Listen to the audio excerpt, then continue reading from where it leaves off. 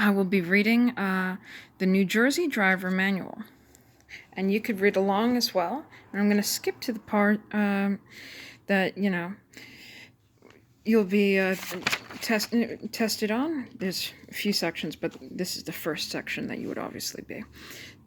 Driver responsibility. Safe driving is the responsibility of all individuals who operate a vehicle on New Jersey roads. The rule of the road must be obeyed at all times, and laws must be strictly followed. A motorist must ensure the safety of all passengers who are riding in his or her vehicle and be mindful of the other motorists who share the road each day. Buckle up! New Jersey Seatbelt Law. Under state law, the driver and all passengers of a passenger vehicle, example, car, van, pickup truck, and SUV, must wear a seatbelt. The failure of a driver, front seat passenger, and children under age 18 to wear a seatbelt is a primary offense.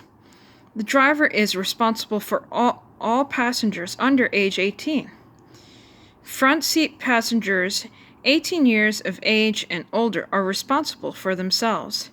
A police officer can stop a motorist solely for a violation of the seatbelt law. Under a secondary law, all unbuckled backseat occupants 18 years of age and older may be issued a summons if the vehicle is stopped for another reason. Motorists with a GDL permits or probationary licenses must use seatbelts. Additionally, they must require all passengers seated anywhere in the vehicle to use seatbelts. The exemptions are any passenger vehicle manufactured before July 1st, 1966, a passenger vehicle that is not required to be equipped with seatbelt systems under federal law, and a physical or medical reason verified in writing by a licensed physician that makes the motorist or passenger unable to wear a seatbelt. The driver of a passenger vehicle, including cars, vans, pickup trucks, and utility vehicles, shall secure any passenger using a wheelchair in a properly adjusted and fastened wheelchair and occupant securement device. Seatbelts can save a life and improve a motorist's chances of surviving a crash by 60%. A motorist's chances of surviving a collision are 3 to 4 times better if he or she is wearing a seatbelt. Both a seatbelt and a shoulder strap. Fastening a seatbelt takes only 3 seconds and reduces the chances of death or serious injury. Seatbelts help in many ways. For example, they keep motorists and passengers from being thrown from a vehicle in a collision. If a motorist or passenger is held in place, any injury may be less severe. Vehicle stops, but the person keeps going at the same speed that the vehicle was moving. Hitting the dashboard or windshield at 30 miles per hour is like falling from the top of a 3-story building. They keep a motorist or passenger from sliding on the seat during sudden stops and turns. Belts and straps also keep a motorist in position so he or she can control the vehicle. Tips for seatbelt use. Buckle up with both lap and shoulder belts on every trip. Airbags are supplemental protection devices. Wear the lap belt under the abdomen and low across the hips. The shoulder portion should come over the collarbone and away from the neck and cross over the breastbone. The shoulder belt in most new vehicles can be adjusted on the side pillar to improve fit. Know how to adjust the seat belts and how to release them if motorists or passengers have to quickly get out of the vehicle. Buckle up if riding in the back seat. Use center seat belts if those seat belts are used. Seat belts help prevent riders from falling forward. Never put more than one person in one belt. Car seats. Traffic accidents are a leading killer of children. When riding in a vehicle, children should be held in place by a restraint system that meets all federal motor vehicle safety standards. Refer to the paragraph on child restraint law.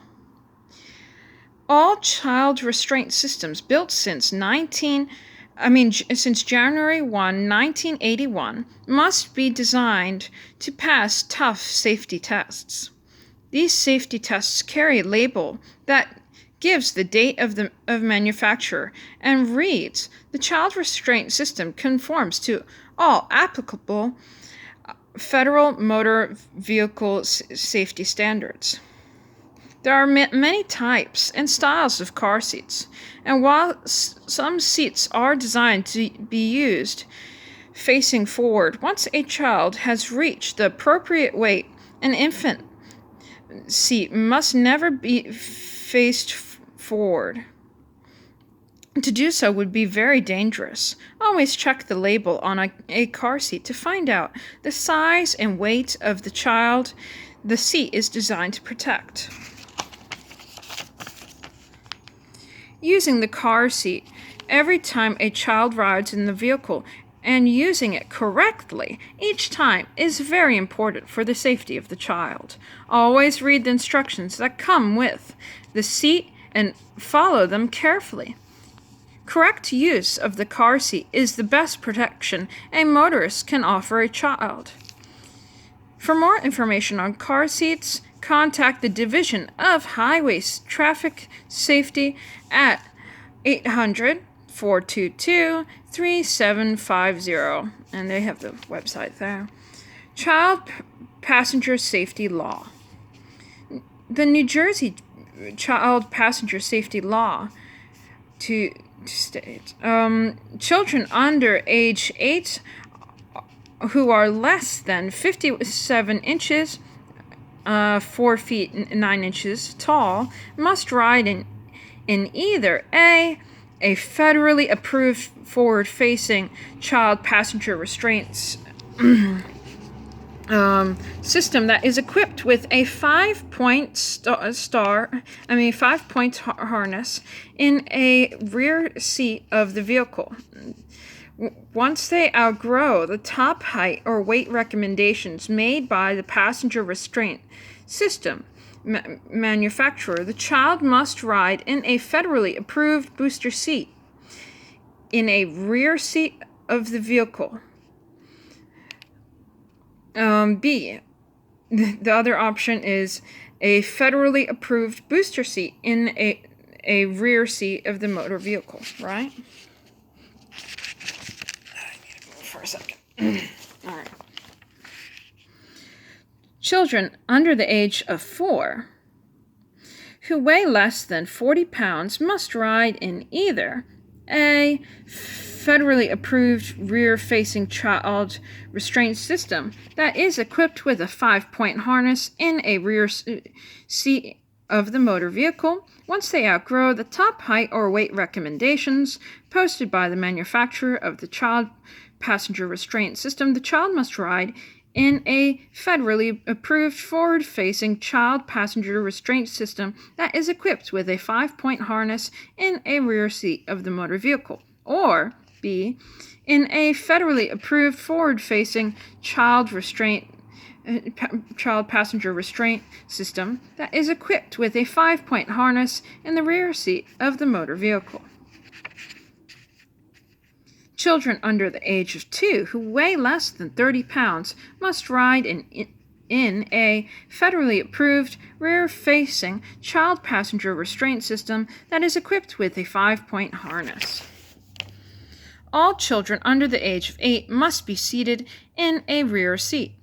If there are no rear seats in the motor vehicle in which the child under age 8 are riding, the children must be secured in a federally approved child passenger restraint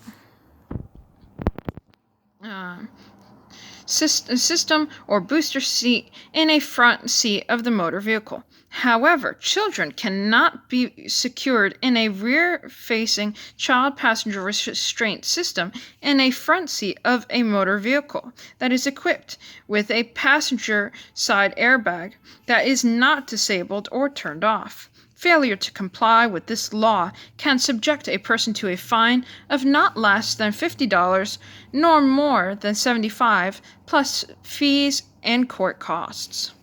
Note: a person operating an autocycle shall not permit a child to be a passenger in the autocycle.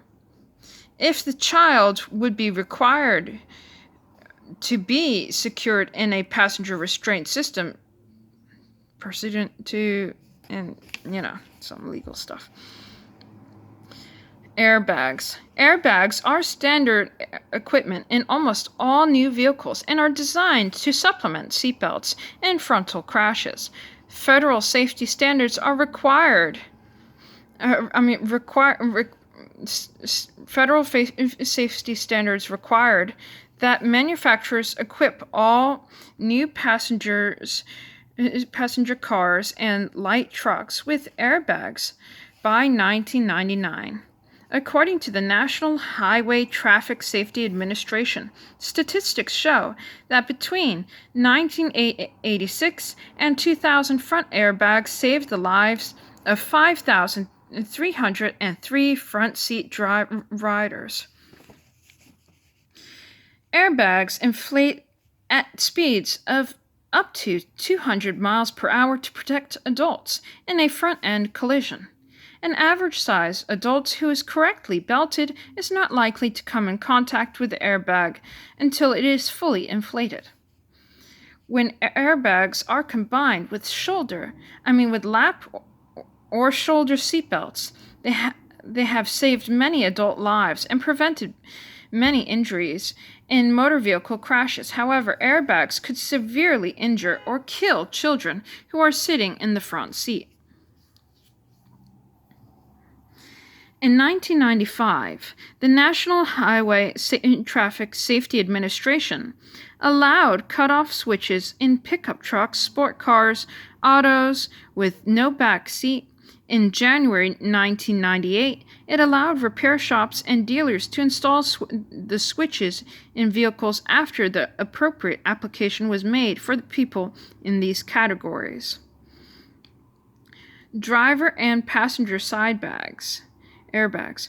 For individuals with medical conditions, when the risks of a deploying airbag exceeded the risks of impacting the steering wheel, dashboard, or windshield.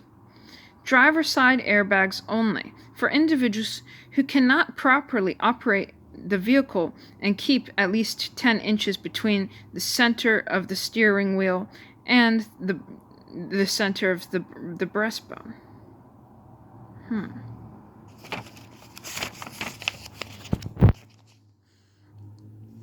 Passenger side airbags only, for individuals who must place infants in the front seat because the vehicle has no rear seat. Example, a pickup truck. Or the rear seat is too small to hold the child rear-facing seat. Or the motorist must monitor the child's medical condition, for individuals who must place children 1 to 12 years old in the front seat because the vehicle has no rear seat, or the individual must transport more children than can be seated in the rear seat, or because the motorist must monitor the child's medical condition. And they have a number for that as well, for contacting. Children of any age are are safest when they are belted properly in the back seat of a vehicle, especially when the vehicle is equipped with a passenger side airbag. Other safety points are always put an infant in a rear-facing child safety seat in the back seat of a vehicle with airbags. Always be sure that children 12 years old and younger ride in the back seat of the vehicle. Always make sure everyone is buckled up.